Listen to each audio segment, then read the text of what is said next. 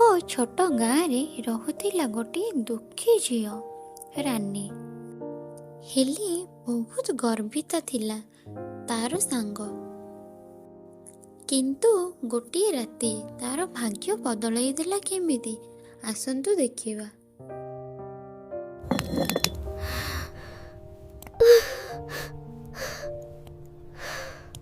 ମା, ଘରେ ତ ଗୋଟେ ବି ଚାଉଳ ଦାନାଟିଏ ନାହିଁ। ଆଜି ବି ଆମକୁ ଭୋକରେ ରହିବାକୁ ପଡ଼ିବ ନା କ'ଣ?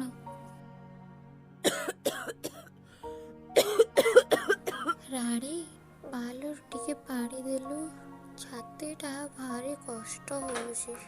ହଁ ମା, ନେ ପାଣି ପିଇଦେ।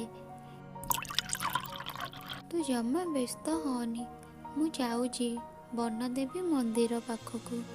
ପୂଜାରୀ ବାବାଙ୍କୁ ମାଗି କିଛି ଖାଇବାକୁ ଆଣିବି। ମୁଁ ତ ଝିଅ ପରା, ଆମର କିଛି ହବ ନାହିଁ। ତୁ ବିଶ୍ରାମ କରେ, ମୁଁ ଜଲ୍ଦି ଫେରିବି।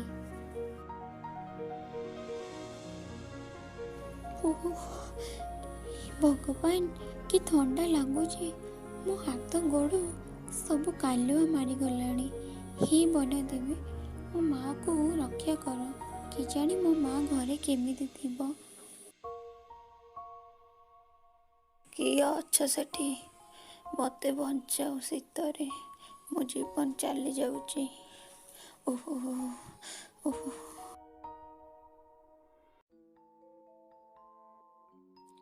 ଆରେ, ଇଏ ତ କୌଣସି ବୁଢ଼ୀ ମାଉସୀ ପରି ଲାଗୁଛନ୍ତି। ମାଉସୀ, ଏଠି ଏକା କ'ଣ କରୁଛ? ଝିଅ, ମୋ ବାଟ ବଣା ହେଇଯାଇଛି। ମୋ ପାଖରେ ଘୋଡ଼ାଇ ହେବାକୁ କପଡ଼ା ନାହିଁ। ମୋତେ ଟିକେ ସାହାଯ୍ୟ କରେ। ମୋ ପାଖରେ ତ କିଛି ନାହିଁ, ହେଲେ ମୋର ଏଇ ପୁରୁଣା ଚାଦରଟା ଅଛି। ନିଅ ମାଉସୀ, ତୁମେ ଏଇଟା ଘୋଡ଼ି ହେଇଯାଅ। ମୁଁ ଦୌଡ଼ି ଦୌଡ଼ି ମନ୍ଦିରକୁ ପଳେଇବି। ତମେ ମୋ କଥା ଚିନ୍ତା କରନି।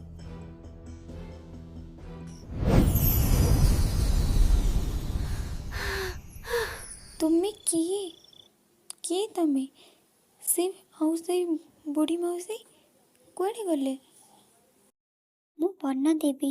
ମୁଁ ତୋର ପରୀକ୍ଷା ନେଉଥିଲି। ନିଜ କଷ୍ଟ ଭୁଲି ତୁ ଅନ୍ୟକୁ ସାହାଯ୍ୟ କଲୁ। ମୁଁ ତୋ ଉପରେ ଖୁସି।